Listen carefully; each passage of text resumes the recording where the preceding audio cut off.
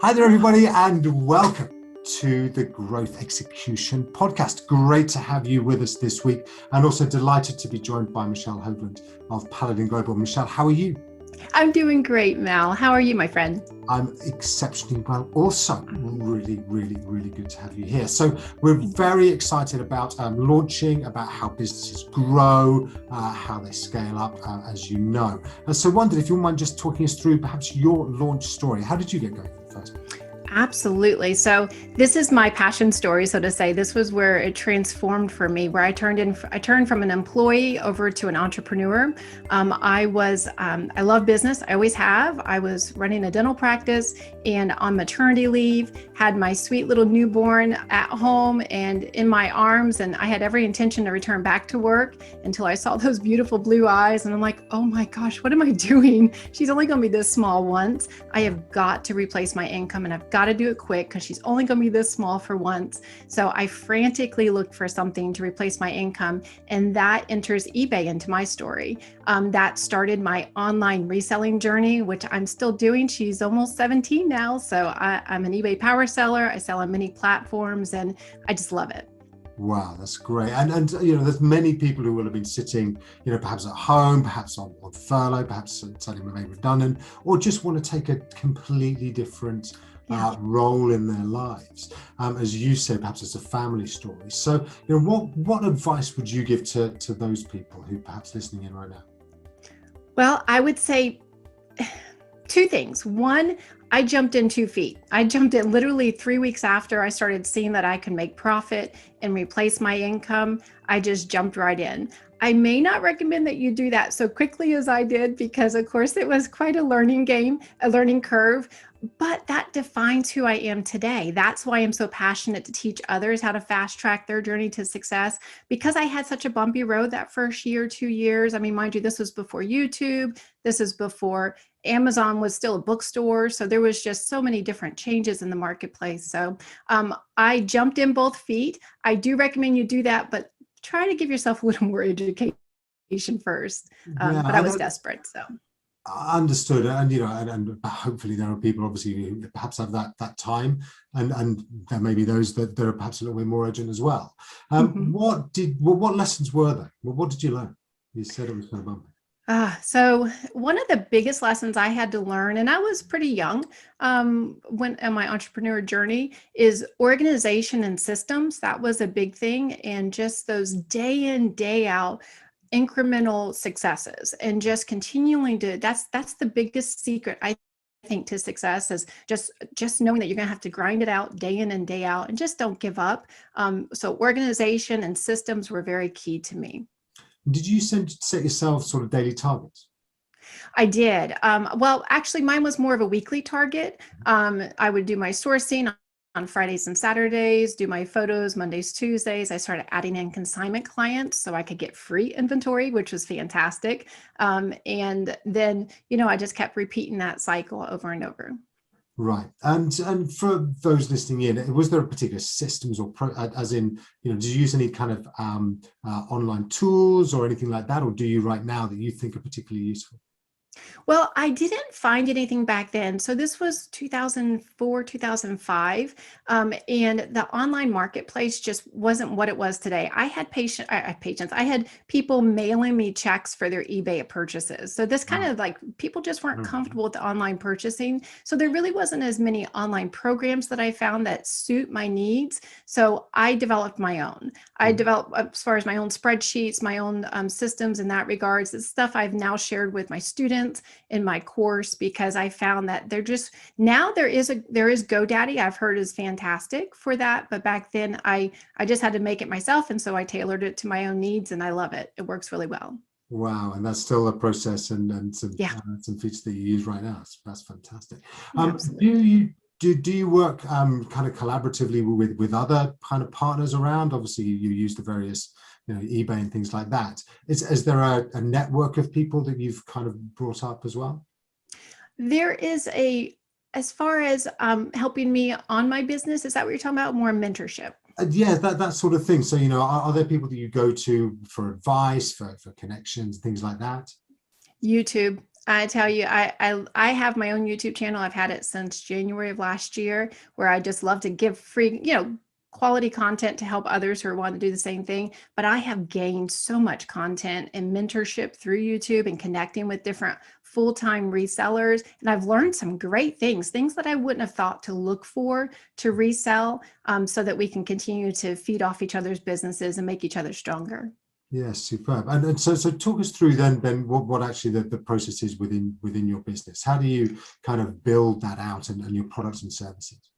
Absolutely. So there are two different main income streams that I have with my eBay business. I have multiple online streams of income, but regarding online reselling, I love going out sourcing for things. I find a lot of profit left available, meat on the bone, so to say, when I go to garage sales, thrift stores, estate sales, government auctions, that type of thing, clearance centers. And then I have another stream that I love to do is with my consignment reselling, where think about it. Everybody has stuff around their house that they want to get rid of. And they want to, I mean, whenever I tell people that what I do, just kind of like in casual conversation, oh my gosh, I've got this iPhone I don't want anymore. I got this camera. Can you sell it for me? I've sold motorcycles, So consignment reselling is another stream, and different type of systems that I use to feed my business. Okay, so a lot of that, as you say, is the sourcing side. So Yes, actually sourcing. making sure that people are thinking of you in that moment that Yeah. they decide they're going to move on. And for those that are thinking of kind of doing something similar, obviously you've run a course, that's right, isn't it, of how people can do this? Absolutely. And again, my heart's desire is just to help people. I think a lot of the times when we can't see the path to success, we get frustrated along the way because there are pitfalls on the road to the journey to success. So to have someone on the other side saying, "Hey, I made it. I can do it," that means you can do it. So it just thrills me to be able to walk people through that journey. I excited when I logged in the day and saw someone else purchased the course and logged in. I'm like, I see them as an individual, and I see their journey and their desire to make extra money. And I just love doing that and helping people to do that. Yeah, brilliant. And thinking back to when you were sort of starting out, Yeah. is there any advice that you kind of that really resonated with you at the time? Absolutely. Slow down. I was trying to figure out what would resell online, because things that sell in brick and mortar stores aren't always good things to purchase online or to resell online. Because think about it, when people are trying to purchase things on eBay or for us, Facebook Marketplace, there's many different platforms that I use.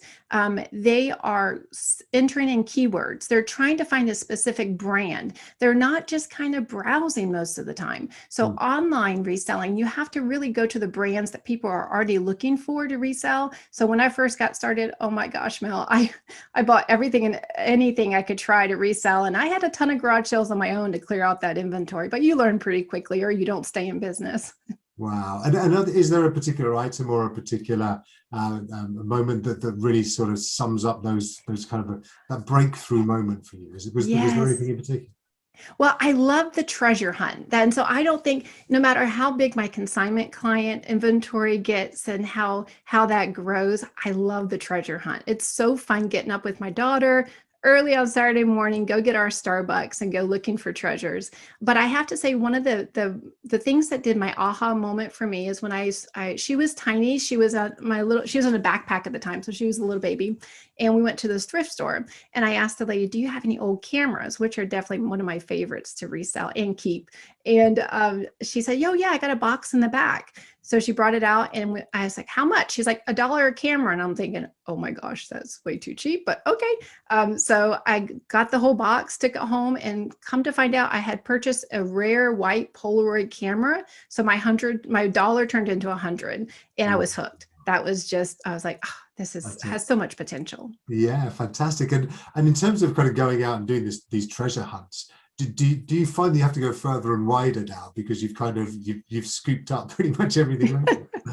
No, and Mel, that's a great question, and that's what's, I think, important when you have a business, whether it's online or not, is to have multiple streams of income, different revenues coming through your business. So for me, my revenues are different inventory sources. So garage sales, there's always, thankfully, in Florida where I live, in Orlando, Florida, there's tons of garage sales because the climate's pretty nice here. Yeah. And the also clearance stores. So when it's cold in the winter or it's a rainy day, a lot of the main chains will have stores that are their inventory they're trying to get rid of, and of course consignment items. So nope, I haven't run out of inventory, thankfully, yet. I pray I never do. Florida's a big place. Yes, it is. Superb. Do you have anybody that you kind of look at as sort of like an inspirational figure? Is there anybody sort of in your life that you've always sort of looked up to as perhaps mapping the way for you? That's a great question. I'd have to say my husband, of course, is definitely my inspiration, and I just love my family. But as far as for business mentorship, I really enjoyed watching Rally Roots, and there's some other amazing resellers on YouTube. And although I've resold full time, it was nice to see, because reselling sometimes can be kind of lonely in the sense that, you're behind your computer at home working day in and day out. So it's really nice to connect with other people in the marketplace. So they stand out in my mind. They live not too far from here, and it's just been fun to kind of build a little bit of a relationship with them online. So it's been good. That's nice. And I guess, everybody has sort of discovered what you've been doing for the last 15 odd years. Suddenly, yes. Everybody else has been stuck in their houses and trying to do this as well. Have yes. you found that has that brought more competition into your market, or have you found that actually it's nicer that everybody really understands what you're going through? It's actually, competition in my market, I think, is great because it refines the process. And because it's not that I'm, in this regards, creating my own e-commerce items, I'm just reselling brands that are already popular. It's fine. Competition is good, and it usually will help drive the price up in my world. So it's good. Brilliant. Do you find that there's something that's, when you were setting the business up particularly, and I'm being mindful of the audience and people who are thinking about launching themselves, was there anything that particularly surprised you about that process of launching a business? Something you didn't expect?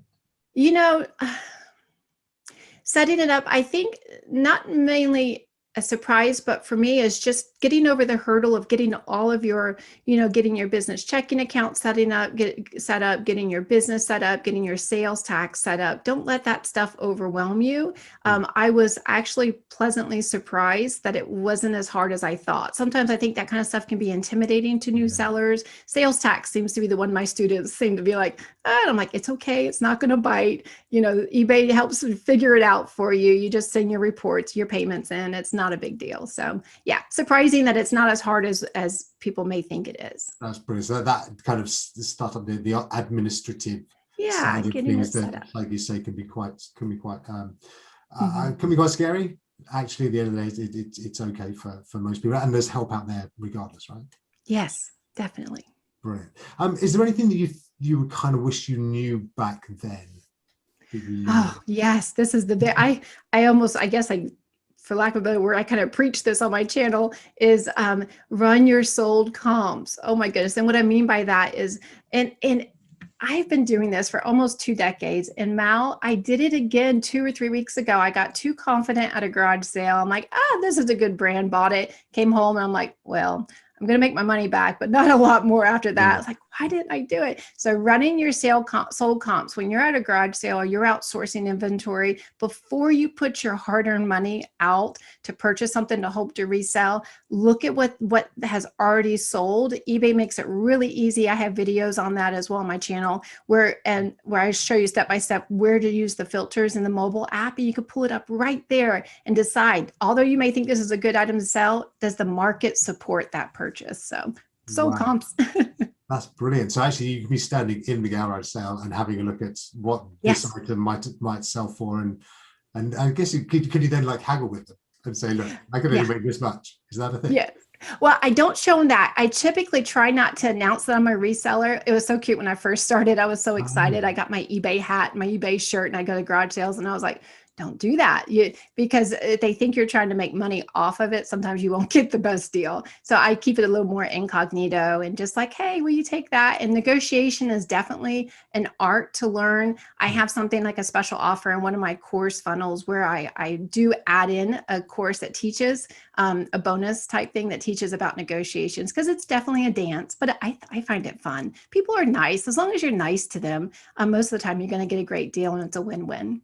Yeah, I love that. And I mean, when people talk about sales and that kind of face-to-face negotiation and things like that, it's often accompanied by that fear of, kind of making a mistake or not getting it wrong and things like that. So yes, to have rejection. Exactly that. It's actually can be quite personal. So to have that course and have something that supports that, I think is great. And also people just need to be a bit less sort of worried about it, don't they? It's a conversation. Absolutely. And I don't like, if someone's offering $10, I'm not going to offer them a quarter. I don't want to insult them. Yeah. But if they offer 10, I might throw out, would you consider 5? Or at the end of it, if I picked up a couple of items, try to bundle it. That's a really good negotiation tool, because a lot of the times you'll get a great deal. Like I got several Ray Dunn mugs thrown in with a purchase. Like what you do is you find your big item that you can kind of work with them on. And then at the end, if you have some other site, hey, would you throw this in as well? Sure, because they're already happy that they're selling the big one. So that's always been a nice score for me. That's such good advice. Thank you. Thank you. Good. That's wonderful. Is there anything that you see coming down the track as being a sort of next big sort of trend, or anything that people should be looking out for? Obviously, I know that if you tell everybody, then perhaps everyone's going to pile in. But are there things that you see as maybe in terms of markets or items? Yeah, I think of course, Amazon's a big player. I've sold on Amazon. I find the fees a little high, unfortunately. So that's why I like to eBay is like second in the running for as far as the amount of traffic that they get on their website. I think as far as trends coming, pay attention to Poshmark, Mercari, Depop, and those different selling platforms are really good for different items. Like Poshmark is known for their shoes and clothing. And then Depop is a little more, vintage t-shirts and that type of thing. So just being aware of your marketplace and the new younger apps coming out there and finding where your buyers already are. That's brilliant. Michelle, you've been such a great guest, and there's so much great information there, and on your website and on your channels as well. Where can people find you who want to know? Absolutely. Thanks, Val. Paladin Global Market, that's the name of my business. And if you're interested in our online course, Paladin Global Market's Growth Academy. And I do have a special 20% off coupon code just for your listeners. And it's GEP, which represents Growth Execution Podcast. So if that's something that would benefit them, great. If they're not ready yet for a purchase, but they want a little more information, check out my YouTube channel by the same name, Paladin Global Market. Perfect. We'll make sure that all those links are available on the podcast as well. Michelle, again, thank you so much for your time today. Thanks for helping our audience to think about how they can launch their own businesses. Guys, hope you've got what you need from this week's Growth Execution podcast. Great actionable tips there from Michelle. We will be back next week with more things that are going to help you to launch, build, and grow your business. Until then, have a great growth week. Great to have you along, and we'll see you. All the best. Take care. Bye-bye. Bye, everyone. Thanks, Mal.